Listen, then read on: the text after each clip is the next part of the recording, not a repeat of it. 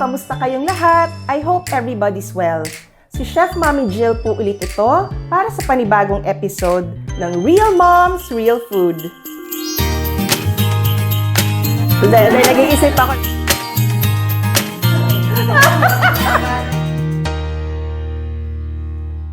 Ang recipe po natin ngayong araw ay parang lasagna, pero healthier version.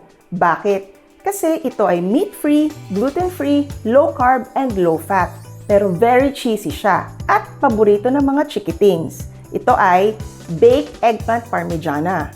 Today, we will use 3 kinds of low-fat cheese, starting off with mozzarella, cottage cheese, and a bit of Parmigiano Reggiano to enhance and add flavor to the dish. So, tara na, luto na tayo!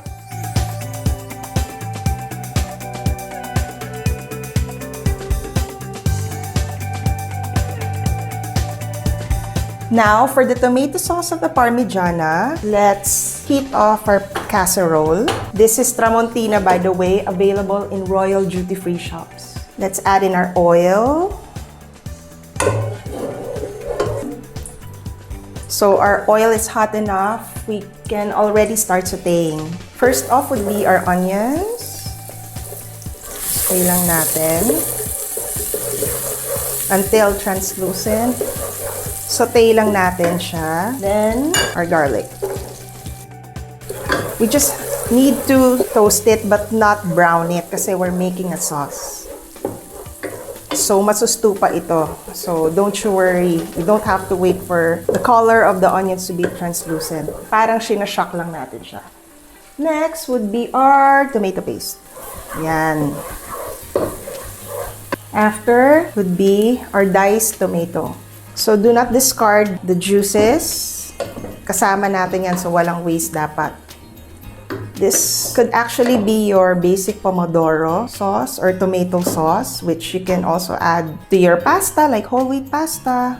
And then, let's wait for it to simmer. Let's now season this with salt and pepper. Kosher salt is actually healthier because it has less sodium. You know, cracking your own pepper is more flavorful than buying it ng readily ground. So, you could buy those peppercorns, yung mga black peppercorns na ginagamit natin pang adobo, and then you just crack it kung gagamitin natin. Then lastly would be our brown sugar. You can also use muscovado, cocoa sugar. Pero mas simple, available, mas mura is brown sugar. Konti lang, just to add sweetness, extra sweetness to the sauce. Kasi remember, we also have to consider our kids to like it. Kasi ang hindi nila alam na itong dish na to, nakatago ang gulay. So, kailangan talaga medyo maglasa tong parang lasagna or parang spaghetti sauce. Ganyan lang siya. Let it simmer for about 15 minutes. Mas maganda if slow cook lang siya. If you have the time, you can slow cook it for an hour until the oil will separate from the sauce.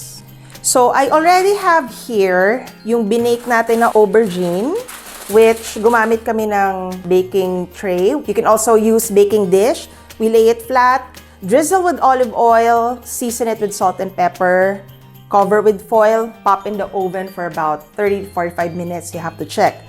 Same thing with zucchini. And the reason for that is when we assemble, mabilis na lang yung ating baking time kasi we will top it with a lot of cheese and we don't want it to be overbaked. Otherwise, masusunog ang ating cheese on top. So, let's start the assembly. This is our simmered pot of tomato sauce. So, we will assemble. First would be tomato sauce as the bottom part. Yan. Spread it all over. Make sure all corners are covered.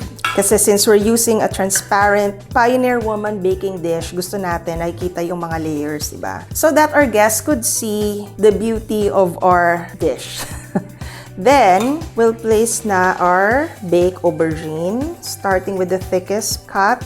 Then, let's layer it again with our tomato sauce. Hindi naman kailangan makover ulit. Then, let's add our cream. Hopefully, fat-free. Pero kung hindi, it's okay. You know, this is a healthy dish. You can indulge naman kahit na konti.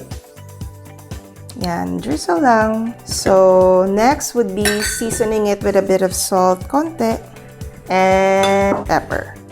Pwede rin chili flakes actually. That's a variation.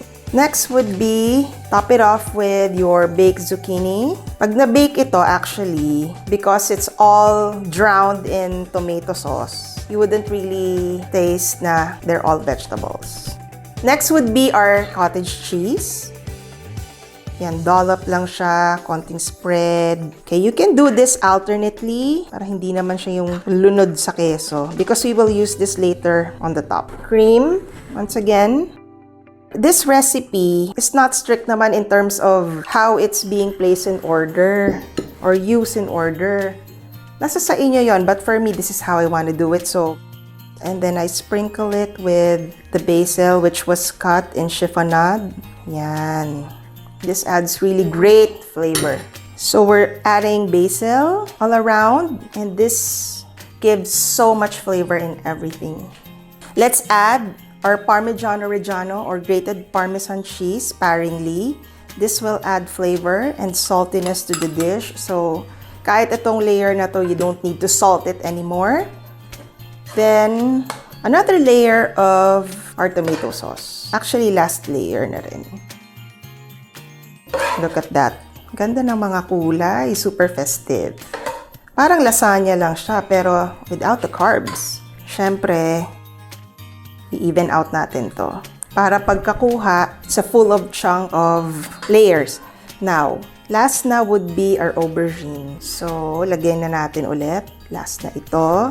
Malambot na siya. So, mamaya, parang nasa 5 to 8 minutes na lang ang pagbe-bake natin. Kasi cook na siya. And then lastly would be our cream once again. Parmesan cheese. Natitirang basil. Super yummy. Spread ko lang para fair naman sa lahat ng kukuha meron makatikim.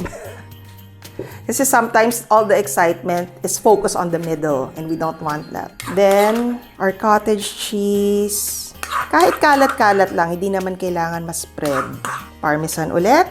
And lastly would be our grated mozzarella. Pinaka gusto ng mga kids. Pag nakikita nila, when they take a bite, may hibla. Parang sa totoo lang, kahit walang lasa, but it gives them that, yung parang excitement to eat the food or to look forward on eating the food. For me, that's the character of mozzarella cheese.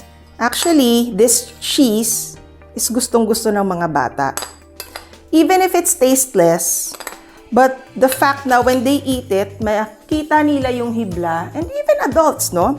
Parang it gives them the appetite, or, they feel like they wanted to look forward to eating it. Parang they feel like nakakagutom siya, nakakagana siya. So last touch natin is we are going to use Sunny Select breadcrumbs in different flavors. But this one I got is roasted garlic to enhance our baked Parmigiana. So, sprinkle it on top. Para pag na-bake natin ito, may texture siya when you eat it. And because pre-cook ng ating mga gulay, we are going to broil this for 5 to 8 minutes, making sure that the heat is on top of your oven to have that gratin finished.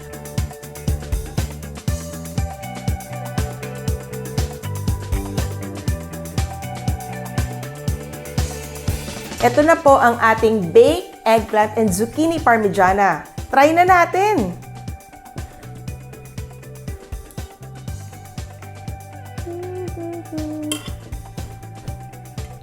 Gooey siya. Just how the kids like it. Milky, gooey, and creamy. Fantastic! Thank you so much for joining me in making this recipe. Maligayang Pasko po sa inyong lahat. And stay safe, everyone. Bye! For all the best things in life, I feel the love at Royal Duty Free.